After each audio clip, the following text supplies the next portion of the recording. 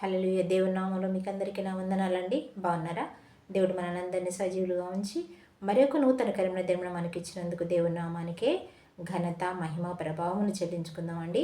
అంతేకాకుండా మీరు నన్ను ఎంతగానో ప్రేమతో ఆదరిస్తున్నందుకు మీకు నా హృదయపూర్వక కృతజ్ఞతలండి. ఈరోజు మన వాక్యం ఏంటంటే, దేవుణ్ణి ప్రేమించటం వలన మనకు కలిగే లాభాలన్నమాట, ఫలితాలు, మేలులన్నమాట. మరి మొట్టమొదటిగా మనం చూసుకున్నట్టయితే సామెతల గ్రంథంలో ఉంటుందండి, నన్ను ప్రేమించు వారిని ఆస్తికర్తలుగా చేసి వారి నిధులను నింపుతానని వాక్యం సెలవిస్తుంది అనమాట.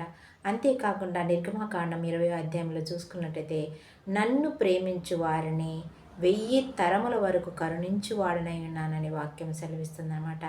అంతేకాకుండా మొదటి కొరింథీ పత్రిక 9వ అధ్యాయం 2వ వచనం చూసుకున్నట్టయితే, మరి ఆయన కార్యములు, ఆయన్ని ప్రేమించే వారి పట్ల ఆయన కార్యములంట కనులకు కనబడవు, చెవులకు వినిపించవు, మనుష్య హృదయమునకు గోచరము కావంటండి.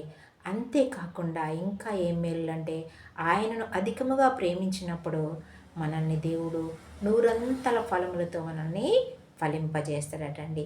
ఈ చిన్ని వాక్యాన్ని దేవుడు దీవించి ఆశీర్వదించునుగాక. ఆమేన్. మరి ఈ వాక్యాన్ని బట్టి చిన్న పాట అండి. యేసు నన్ను ప్రేమించినావు, పాపినైనా నన్ను ప్రేమించినావు. యేసు నన్ను ప్రేమించినావు, పాపినైనా నన్ను ప్రేమించినావు.